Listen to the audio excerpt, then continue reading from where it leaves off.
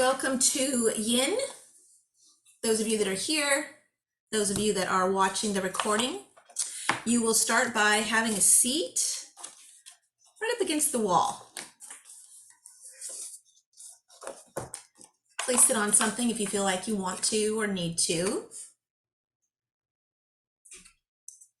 It's not raining anymore, so the air might feel dry.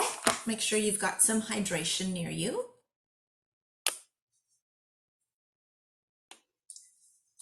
Settle into where you're at by taking several deep breaths in through the nose and out through the mouth.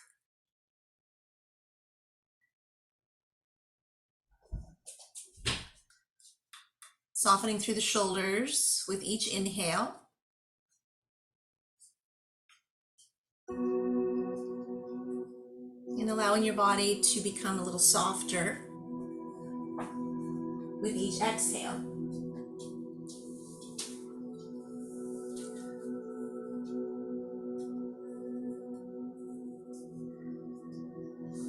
By now you should be in your third or fourth breath.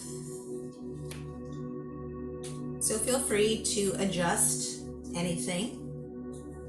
Your shoulders, your legs, your hips.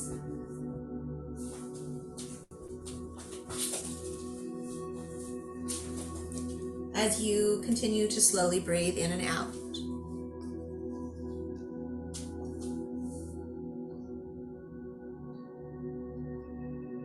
Finally, just find that final position that feels comfortable and sustainable as you breathe here for the next few minutes.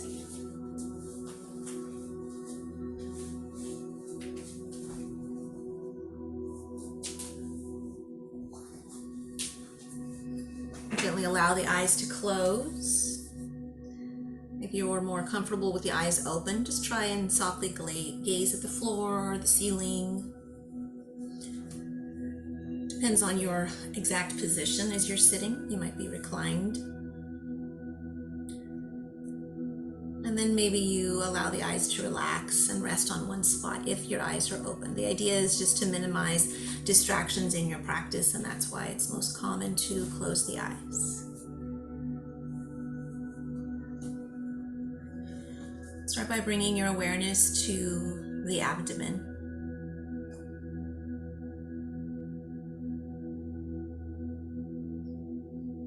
Begin relaxing the muscles there. And see if you can feel the natural rising and falling.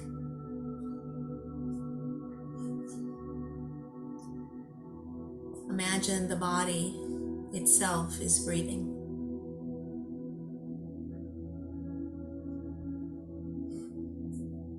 From the navel around to the obliques, the sides of your waist, the areas just underneath both sides of the rib cage. Notice the movement with each breath. And then slowly take a few deep breaths right here.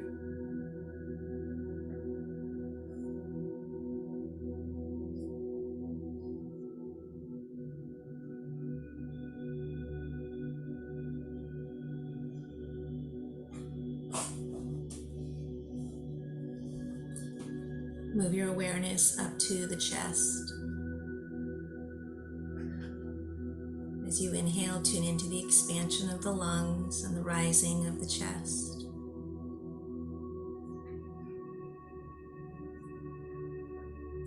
As you exhale, feel the contraction and movement. See if you can follow the feeling of the breath from the beginning of your inhalation through the end of your exhalation. And take a few deep breaths here, just like this.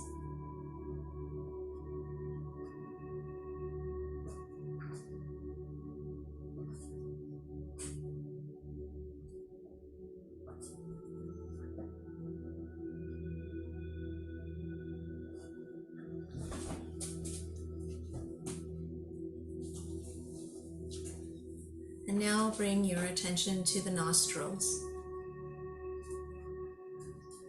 The feeling of the breath may be more subtle here. Try taking a deep breath to see what is present for you in this moment. You may notice the breath is slightly warmer on the way out. Or maybe there's a slight tickle at the tip of the nose as you breathe in.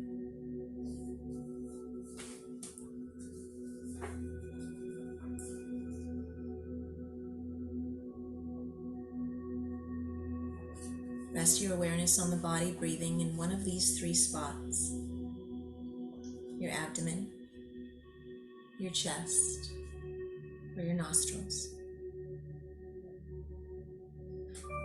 When the mind wanders,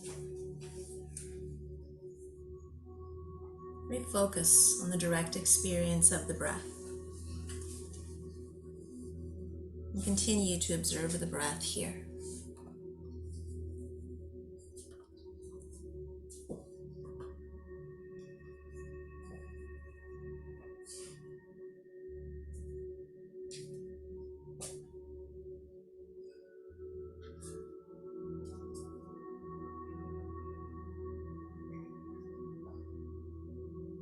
It is possible to take this period of meditation as a form of awareness with you in each and every day. And stay in touch with the breath in your body to help the mind remain present, to help you stay calm and relaxed throughout each day.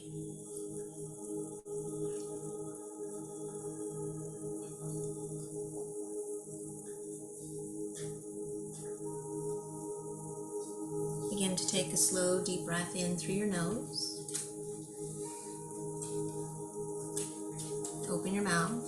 Have a slow breath out. Then continue with your breath in and out of the nose. And slowly open your eyes.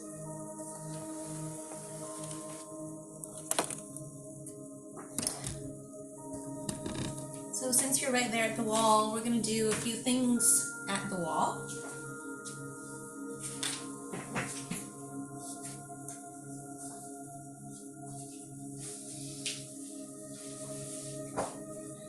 The first thing that we are going to do is you're going to take a stirrup at the wall.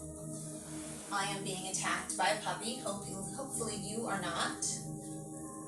He was nice and calm just minutes before class. I was like, oh good, he's going to be nice and calm.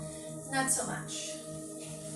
To come into stirrup, you're not going to put your bottom right next to the wall. Instead, you're going to be about a foot away from the wall. And hopefully a dog won't be in your face. You're going to take your feet out wide.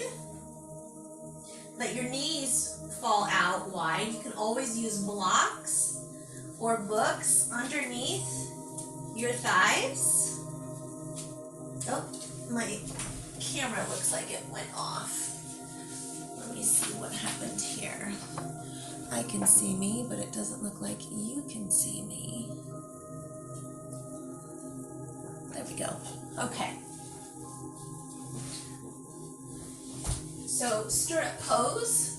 Not sure how much you saw there, but you're going to be about a foot away from the wall. Knees fall out, maybe blocks under the knees. Maybe you keep your foot flat on the walls. That's fine too.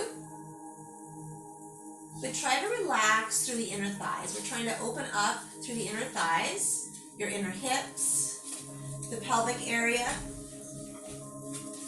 And take a slow breath in and a slow breath out. I'm going to relocate the puppy to a quieter place.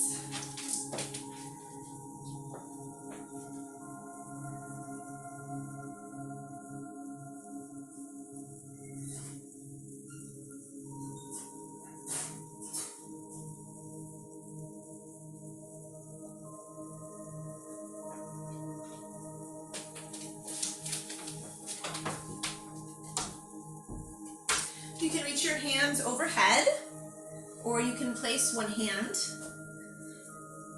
on your heart, one hand on your belly, or both hands on your belly. The placement of your hands is totally up to you.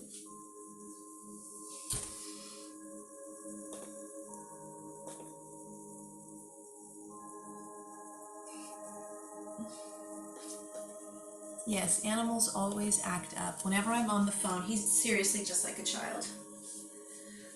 Whenever I'm on the phone, usually classes, the morning classes, he's not too bad because he likes to sleep a lot. So in the morning, he'll wake up and do his thing, and then he always likes to go back to bed. So the morning classes, I used to have 2 at 9 a.m. Now I just have Saturdays. I don't have the chair yoga on Mondays anymore. But at least half the time he will sleep here in the chair.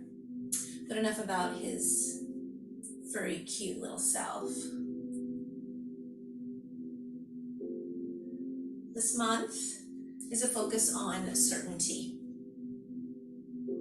How we can create and define our own level, desired level of certainty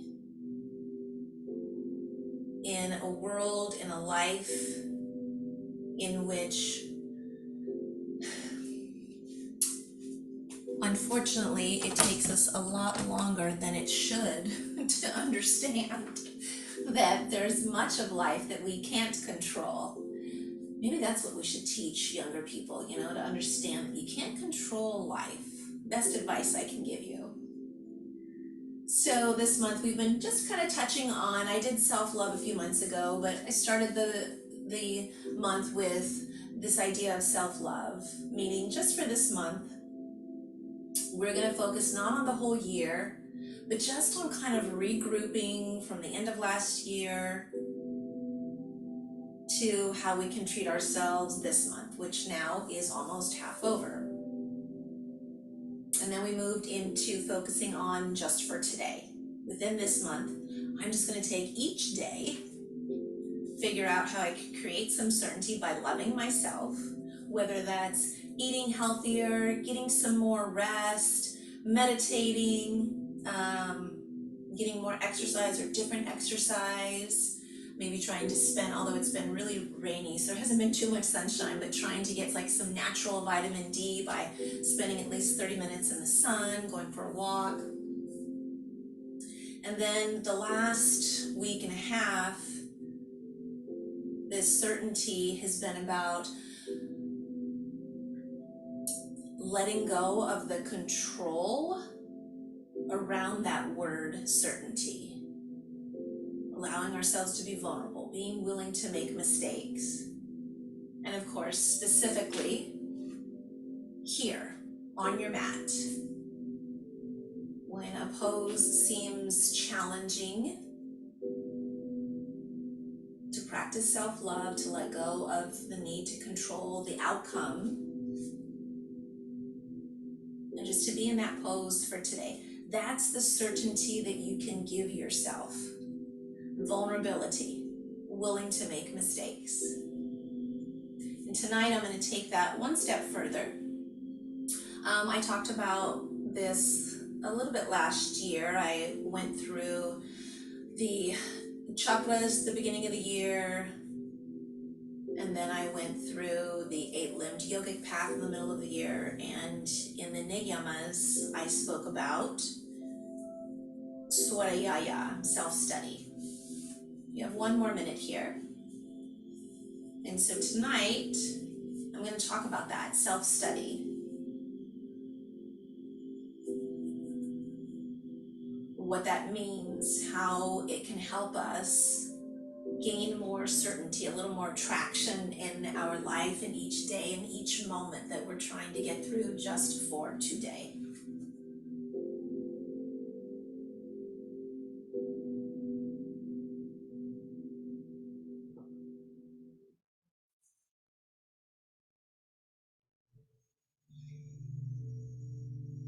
You have 2 more breaths here.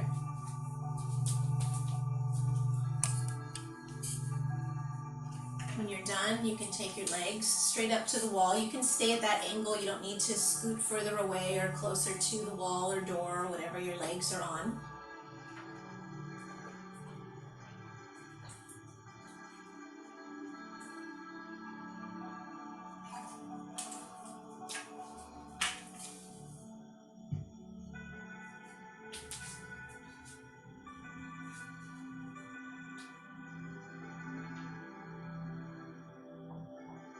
Then we're going to move into a figure 4.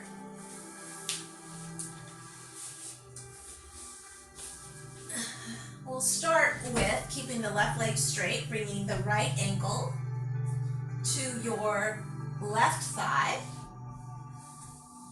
sliding your left foot down the wall to the point where 2 things. You feel the stretch and your bottom is still on the floor. Your tailbone is still on the floor. If your tailbone lifts up, but you're at that sweet spot of your stretch, maybe shimmy yourself away from the wall a little bit so you can still stay in that stretch but keep your tailbone on the floor, or slide your left foot up against the wall. Sliding of the foot on the wall usually will control that stretchy feeling, and if you want to get more of your tailbone down the floor, it's a little better to scooch away from the floor rather than the foot up and down on the wall. Now, if your right foot starts falling asleep at any point, or you start getting tingling things, you may want to come out of that stretch. That's a sign that there's a nerve being pinched, and you're taking it a little bit more than that leg would like, whether that nerve is in your hip, your bottom, wherever it is. But you might want to slide that left leg up against the wall or a little higher up, just so that you stay in the stretch, but that your foot hopefully won't go to sleep. That's what that's about when that happens, that there's a nerve that's being pinched somewhere. Just take a slow breath in and a slow breath out. As I have taught about Swadhyaya, that's S-V, oh Lord, A-D-Y-A-Y-A, I believe. There might be an H in there that I'm missing after the D. But it's about self-study. And like a lot of things, you can take that loose definition and apply it in deeper and or more concrete ways that are meaningful to you, that help guide you on your path.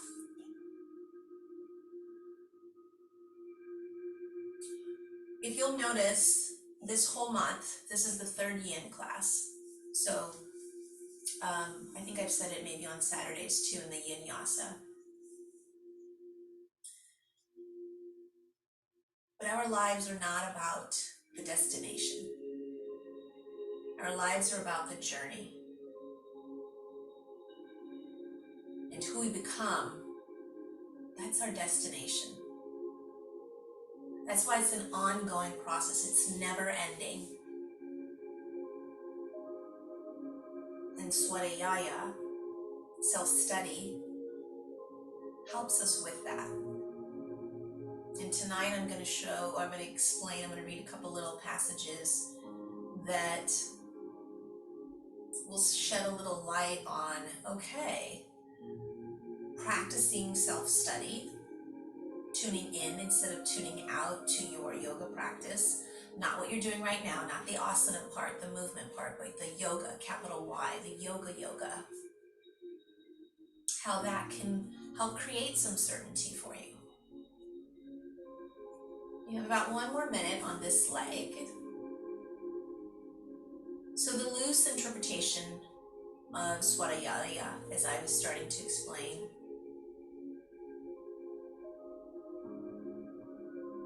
is self-study, which is not just reflection of the self, your actions, being mindful, but it was taught also is that when you read or consult scriptures or readings to tap into what are higher sources, what are deities saying, what is the divine saying, or what have they said. It's to use those messages to figure out, okay, how can I do things differently in my life to feel X, Y, Z. Take 2 more breaths. After those 2 breaths, you're gonna unravel your right ankle from your left thigh and slide both legs up the wall.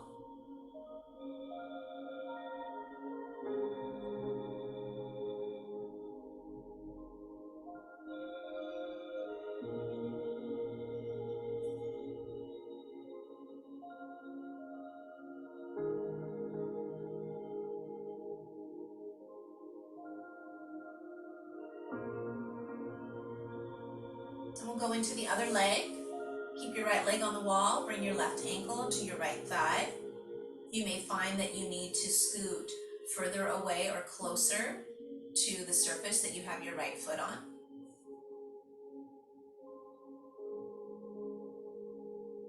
Again, try to keep your tailbone on the floor so that your whole spine is everything is supported.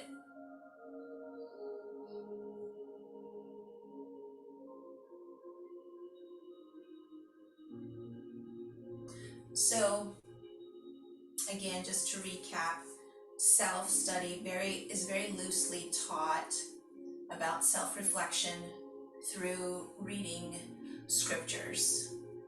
And in the world of yoga, it doesn't necessarily mean biblical scriptures, but it means yoga-related scriptures, such as the Upanishads, the Vedas.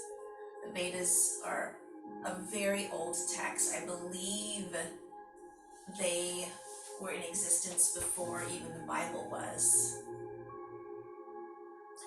And from that, there were the Upanishads, the Mahabharata, the Bhagavad Gita, the Yoga Sutras, the 8-limbed yogic path contained in the Yoga Sutras.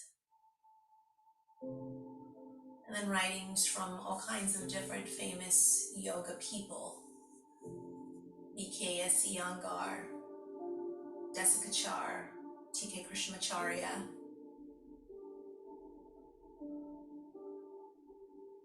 It's no different than if you were a religious person and reading your Bible, consulting biblical scripture from the book of Genesis, Exodus, Leviticus, Numbers, Deuteronomy, or the New Testament, Matthew, Mark, Luke, John, Psalms, and so on.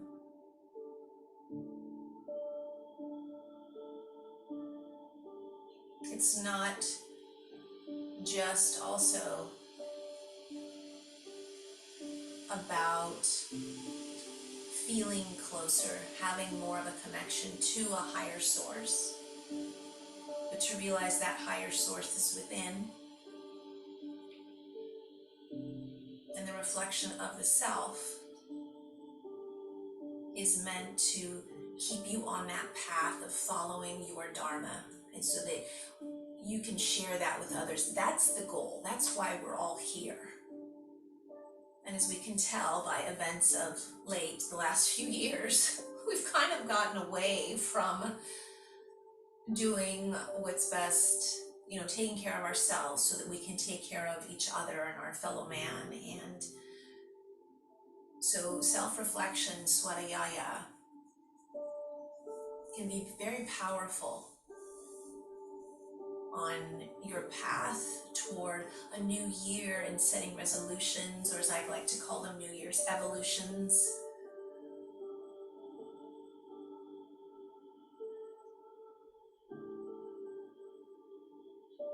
But again, it's just one day at a time.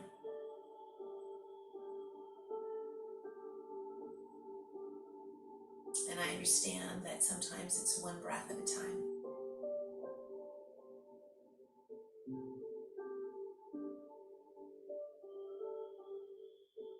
But in your self-study, practicing Swadhyaya, you ask those questions.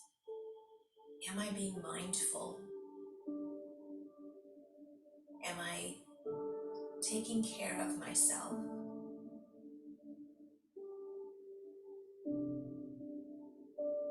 Am I following a path that is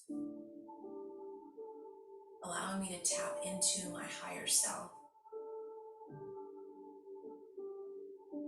so that I can exist on that plane, if you will, to live my best life and to share that with others so that they may live their best life? You're in your last minute here.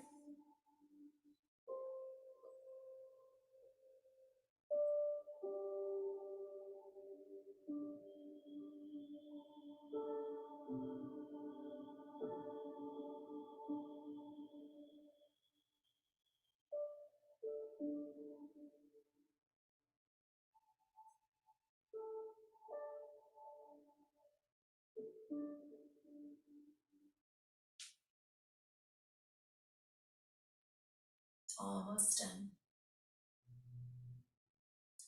Take 2 more breaths.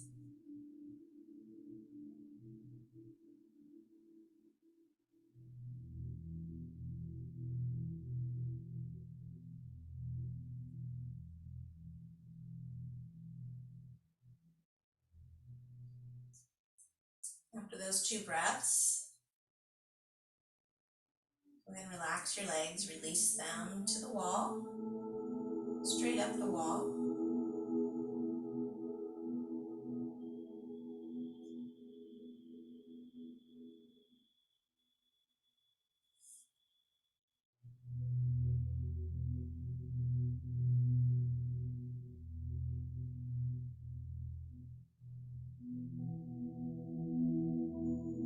And when you're ready, you're going to bring your knees towards your chest. Roll to one side. Very gently come up. So last week I realized that we hadn't done child's pose in a long time. This week I realized that we haven't done toe stretch or ankle stretch in a long time. A favorite of many. Not so much. So we're going to take it bit by bit. Go ahead and grab your blocks. I'm going to use my 2 new blocks that I'm in love with because they're so sturdy and they're wider. I really like them. If you need something under your knees, please go ahead and put a blanket or a small towel there. You don't have to have your knees right next to each other. You can have some space. Tuck your toes under. Maybe place your blocks between your bum and your calves. Maybe bring them onto the floor with your hands on top. But trying to make sure that they're not out too far in front of you so that you're not reaching over, hunched over the whole time. Or maybe no blocks at all. Time is starting right now. We're here for 90 seconds. I'm gonna hold this, hopefully, with you. Slowly breathing in and slowly breathing out.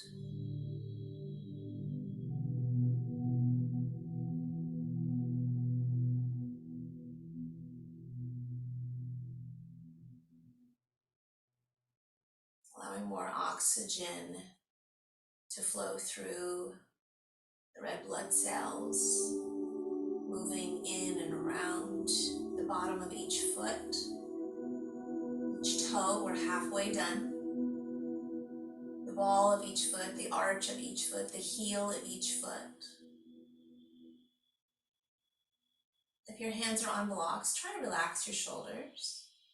If at any time you need to come out of it, feel free to, and then come back in. We only have 30 more seconds. I'm right there with you. I wish the time was going quicker too. I can feel it too when I don't do these certain stretches with you, and then I think about getting into, and I'm like, oh wow, I haven't done that one in a long time. We've got about 2 more slow breaths. It's about 15 seconds. Try to relax your toes. I know you might be trying to squeeze them. And then slowly lean forward. You can come into all fours or keep your hands on your blocks. Maybe tap the feet on the floor. Maybe just open and close those toes. Let your feet know that you still love them. You didn't mean to cause them any harm or any pain. You were trying to help them. And then we're going to come into ankle stretch. Now, ankle stretch, you will be bringing the knees and the heels closer together. If it does not work being right here with the knees and ankles together, you can always sit on a block. Another reason I like these Manduka blocks, because they're a little taller than the regular blocks. Your bum is going to be on top of your heels, not in between your heels. If you're not on a block and you're good and you want to lean back and even drop the head back, feel free to do so.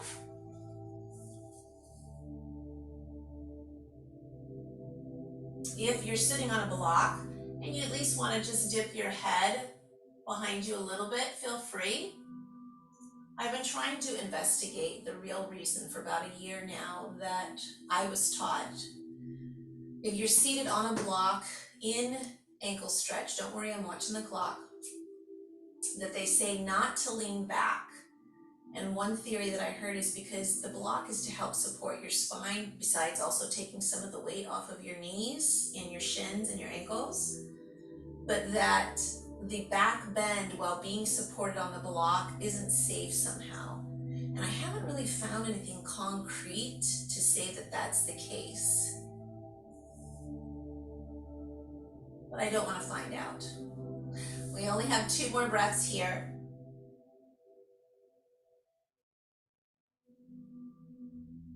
And you're going to slowly come forward, remove the block. Maybe take some circles with your feet out and then turning those feet in.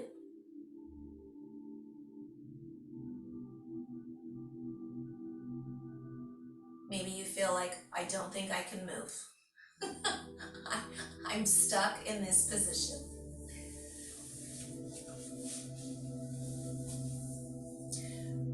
We're going to do 2 very similar poses next, just to kind of open up the front line of the body. Yesterday's vinyasa class was shoulder, heart, and hip opening. So I'm just going to kind of continue with that a little bit, opening up the chest and then the hips. I don't know that I would use one of my new favorite blocks. I'll probably use one of the other ones because it's a little thinner. But we're going to come into supported starfish. So starfish, or fish, I should say, fish pose. Yes, it's actually supported fish pose. Sorry, my bad. So fish pose is with elbows right under the shoulders. You lift your heart and dip your head back. My neck does not like that. So supported fish pose, we're taking the block and placing it right around the bra strap area or right behind your heart. Now, if bringing your head all the way to the floor is a little too much on your neck, we'll bring a small pillow or blanket behind there. You can lift up a little bit to adjust that block. You want to make sure that both of your shoulder blades, the scapula, is supported by the block or pillow, whatever you're using. Now you can take those arms out to a T to stretch out the anterior part of the shoulder, the front of your shoulders, maybe the pecs, the tissue just above the breast area, your deltoids, all kinds of muscles in those shoulders. Now your legs, you can let them stay long. You can butterfly those legs, bringing the soles of the feet to touch, allowing your knees to go out wide if that works. Or taking broken bridge, which means keeping your knees bent, Allowing the knees to come together, but walking the feet out to the sides so that your shins are at an angle. And again, a slow breath in and a slow breath out.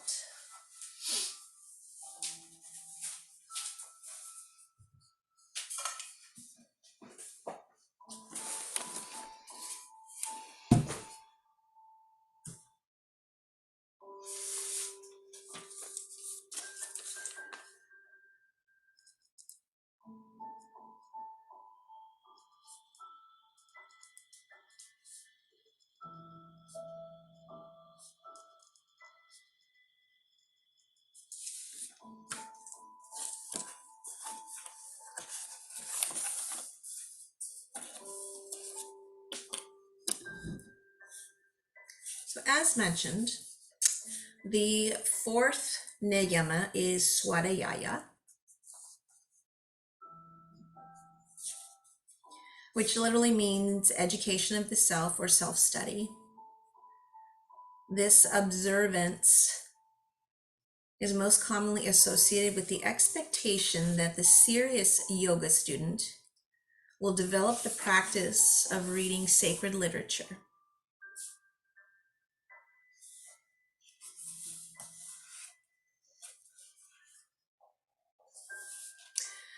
Pema Chodron describes contentment as a means to become whole, a means for coming into the deep state of connectedness that is yoga. It is a powerful, moving declaration of the truth. And reading these words has changed my own perceptions. Here are her words. When the energy simply flows through us, just as it flows through the grass and the trees and the ravens and the bears and the moose and the ocean and the rocks, we discover that we are not solid at all. If we sit still like the mountain Gampolazzi in a hurricane, if we don't protect ourselves from the trueness and the vividness and the immediacy and the lack of confirmation of simply being part of life, then we are not this separate being who has to have things turn out our way.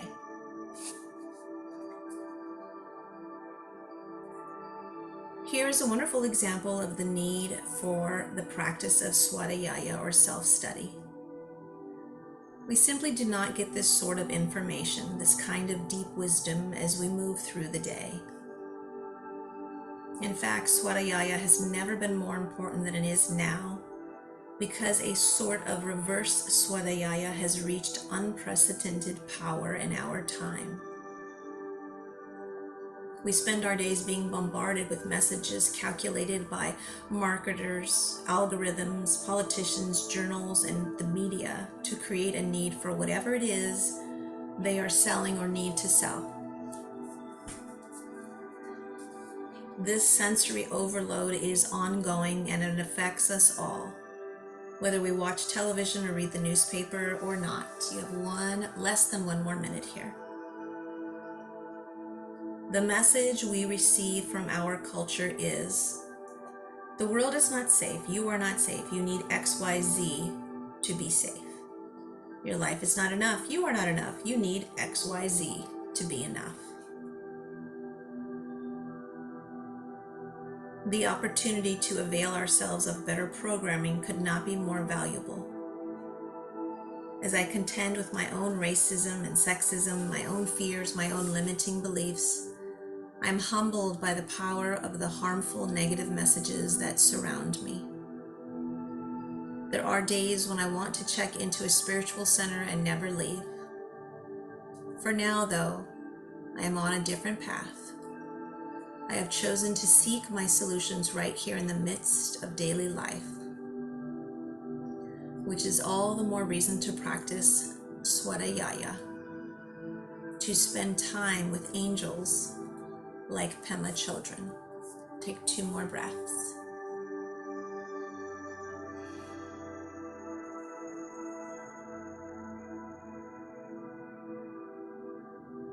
After those 2 breaths, you can try to finagle your elbows to the floor to lift your heart to kind of scooch that block out, or maybe just come up or turn to one side or the other.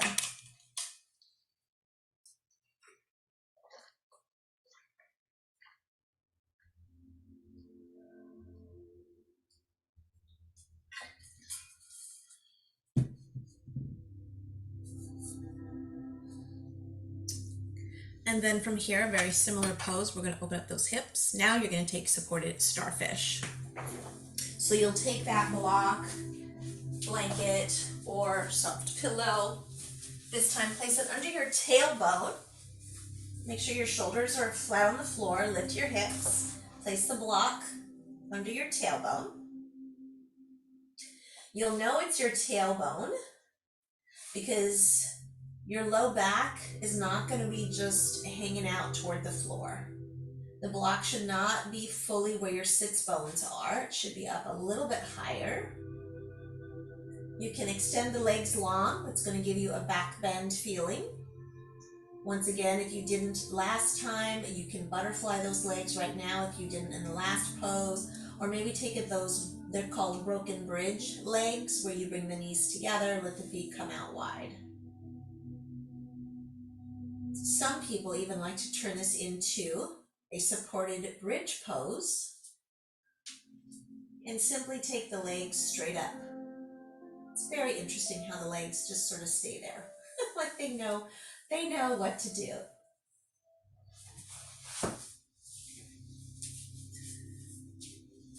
Slow breath in and slow breath out.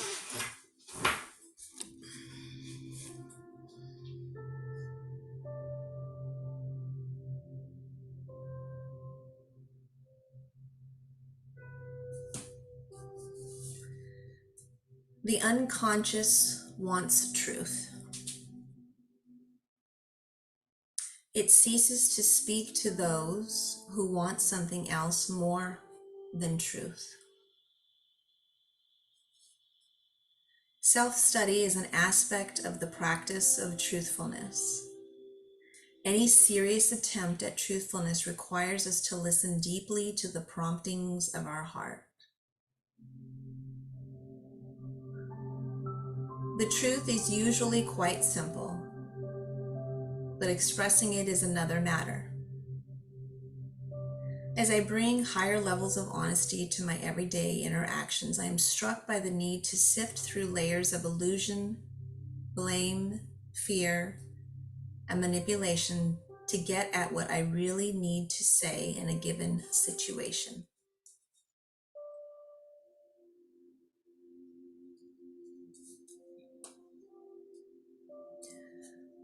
The good news is that truth is music to the soul. We can create certainty with our truthfulness. There is no end to the soul's ability to bask in the presence of the truth. Millions of people in 12-step programs sit around in church basements by the hour listening to one another talk about themselves. It may sound boring, but in fact, it is captivating because the people in those rooms are telling the truth. It is captivating because spending time in the presence of others who are telling the truth inspires us to do the same.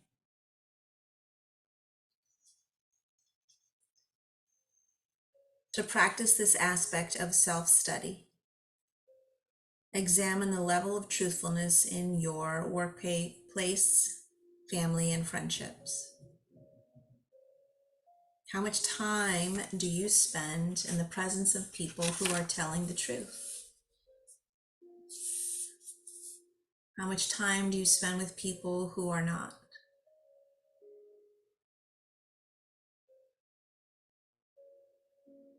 What is it like when you hear the truth?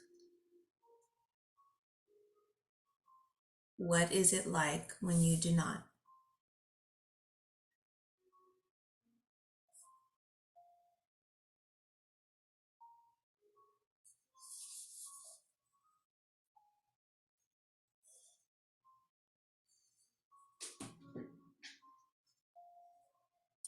You have about 1 more minute here.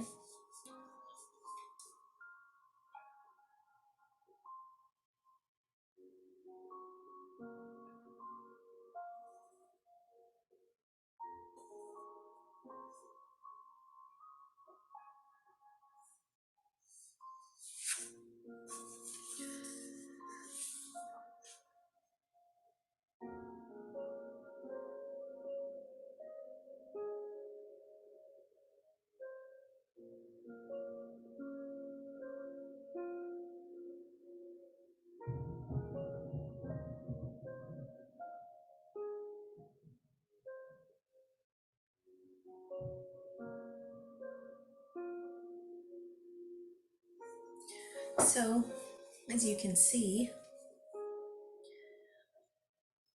Swadhyaya with this interpretation,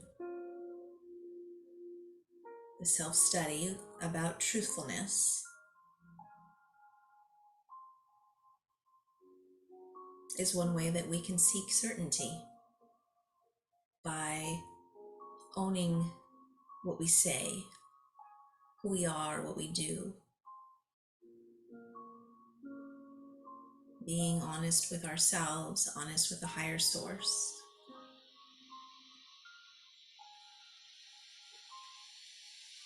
We can't control the truth of others, but we can control our own.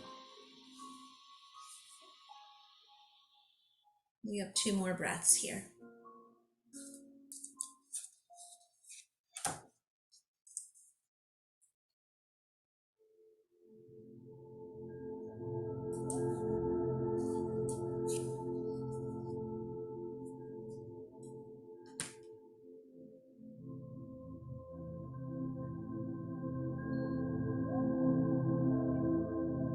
You're going to slowly lift up your hips, remove the block.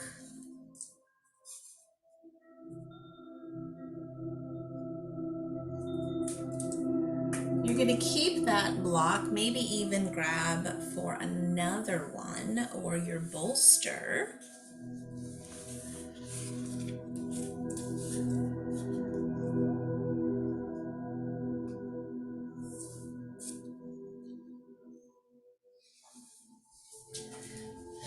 From this position right here on the floor, we're going to take a twist, just a little bit on each side.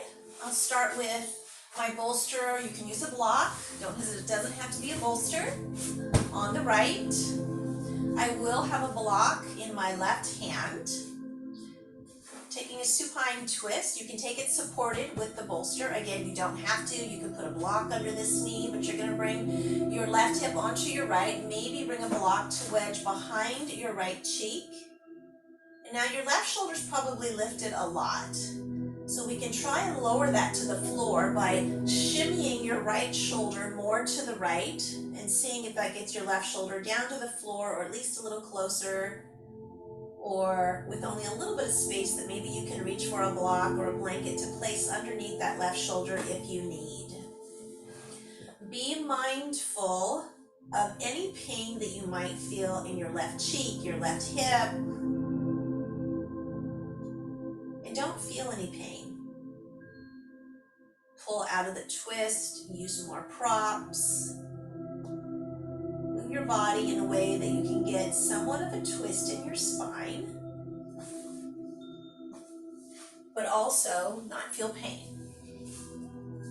And that would be called a self-study of the physical body.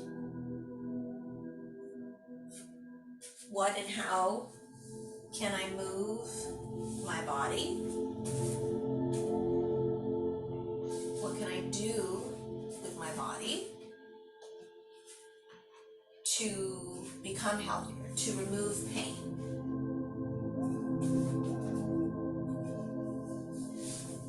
At the end of the day, Swadhyaya, as I mentioned, is usually about reading texts of those that have gone before us, sometimes people that are still alive, but powerfully wise readings and teachings, and continuing to read from them and to learn from them so that we may become healthier and happier in our minds, in our bodies, in our soul.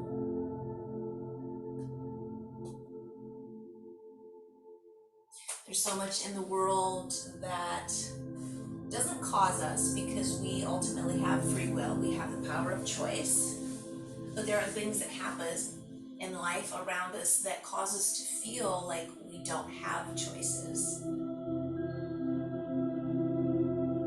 You only have about 2 more breaths on this twist on this side. And so because we feel when we're pinned into a corner that we don't have choices about things, naturally we fight back with either getting sad, depressed, overeating, overindulging. And so I know it, I get it. It's hard to stop and self-reflect, to ask those questions. After those 2 breaths, maybe you bend your knees and just sort of let them sway side to side. And you're going to move any props to the other side. Again, as I said, just a quick little twist here I wanted to squeeze in. We didn't really do too much with the spine today, so I wanted to get in just a little stretch for your spine. This time you're going to bring your right knee up and over to the left, maybe your right hip on top of your left, shimming the shoulder to the left, maybe wedging something under that right shoulder.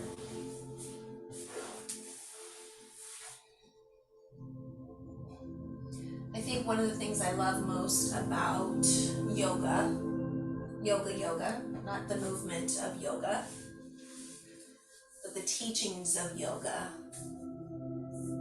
is how all of it that I've come across is about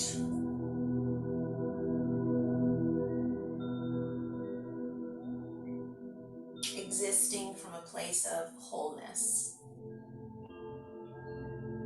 So we don't have to feel, as I read in that reading, we don't have to feel not enough, not worthy, not loved. So we don't have to feel those things that cause us to be unhealthy in the mind or the body. And when we come to classes like this, or other teachings, other workshops, different things that you go to, you're being called to those places for a reason. Heed the words. Make sure they speak to you. Make sure they are aligned with who you truly are, not generationally who you are, meaning we take on the beliefs and ideals and religions and traditions and all those things of our ancestors. We don't have to do that. We have different brains. There is much challenge in that, of course, in many cultures around the world. But you only get this one precious life.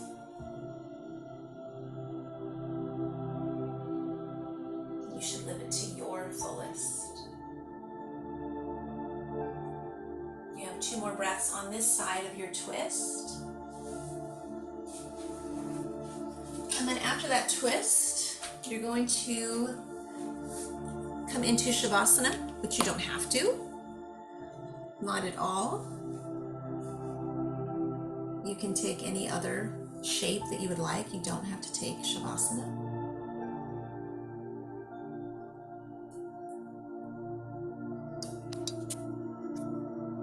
Just a slow breath in and a slow breath out.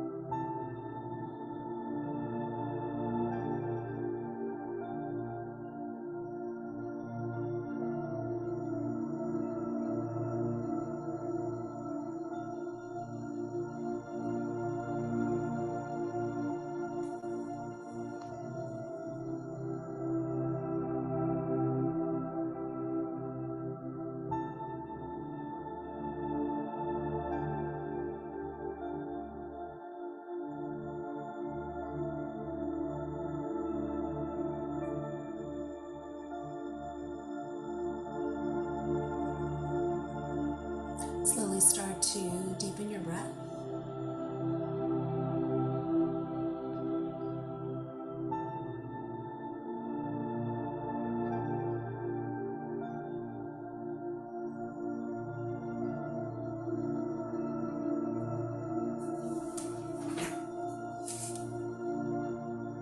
Bring some subtle movement to your body.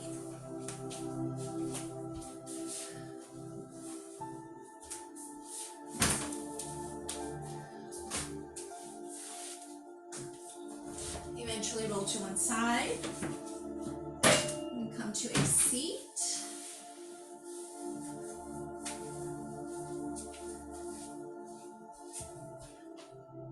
I don't know about where you're at, but it got kind of cold here all of a sudden. We'll close class out with a single Om. You don't have to say it. You can say Amen if you feel more comfortable that way, or just simply hold your hands at your heart. But if you're going to say an Om with me, O-M, but said A-U-M, we'll start with a straight spine, hands along the sides of the waist, palms face up. Inhale your hands together above your head. Exhale them to your heart. Then preparing for Om, take a full breath in.